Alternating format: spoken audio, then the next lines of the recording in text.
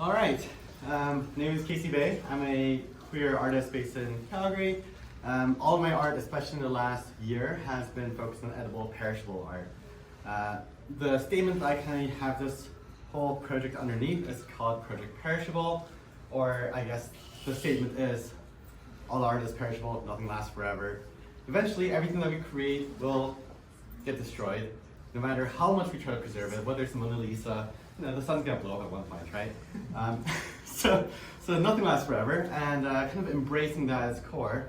I had a few different exhibitions earlier this year where I, being a primarily portrait painter, made these edible portraits, and I had people eat themselves on camera and talk about what's perishable to them, to internalize their own perishability.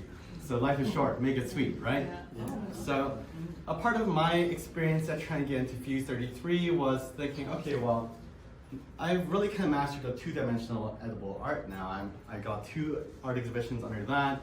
I had a few different commissions for that, whether that's through Theatre Calgary, I had a major commission with that. And I was like, what if I did something 3-dimensional? So I found out they had laser cutting machines here, super high tech, cuts with CO2 radiation, which is really cool. So I was like, what if I use your machines, use some of my digital illustration skills, and created architecturally accurate gingerbread houses, right? So this was actually the first prototype I made. This is a smaller version of it. But as you see, everything in here, except for the LED lights, everything is completely edible. There is no cheating. And speaking of lights,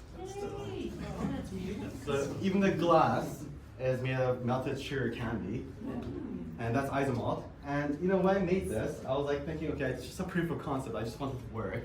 And a photo got shared. City of Calgary wants us now, because it's City of Calgary's historic city hall. And a part of this Fuse 33 residency is also kind of finishing on a commission I got hired on. So Airdrie Public Library got, you guys might have already heard this, but they got the permission to build a massive, huge, awesome new library that's opening in 2025. And they wanted me to make an architecturally accurate gingerbread house. So last night I was in Airdrie for an art opening where it was about this big. I wish I could have brought it here, but it's permanently there now. An architecturally accurate contemporary building of the Airdrie Public Library. And I put like LED lights on the inside that changes color. It's all disco-y and cool. And yeah, like I also had CBC Radio interview me in the back. And you might have heard that on radio yesterday morning. It's also on their website if you want to hear it, where I talk about my process, why I do what I do.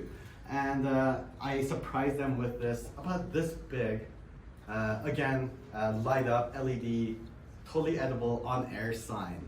So it's the CBC logo, the back is the on-air sign, and like I surprised them with that. That's sitting in the CBC office right now.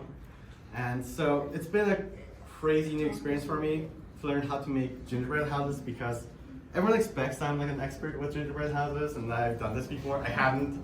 This is my first time making gingerbread houses, and it turned out okay. So I've kind of hit a point with my recipes where I can confidently make almost any building now. That being said, today I'm fiddling around with a new laser I haven't tried with before. But just after this, I'm gonna go to the back, grab the new freshly cut pieces. I'm gonna be building a recreation of Fuse 33 as a gingerbread house. I'm gonna do that here, literally just right after. So if you're sticking around for a bit, you'll get to see me do that. And I also have some samples here. If anyone wants to try, I put some icing on it. The ones with the icing are really good. So if you haven't tried, give it a taste. It's very crunchy. The icing is flavored like marzipan, so there's a little bit of like almond flavor to it. If anyone wants to try.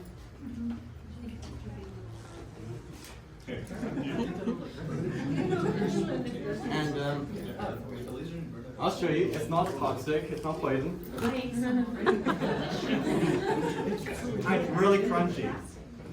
So the most unexpected thing with my residency with Fuse 33 in IAC was that I found that some art is more of a science than art, but then some art is more of a magic than science.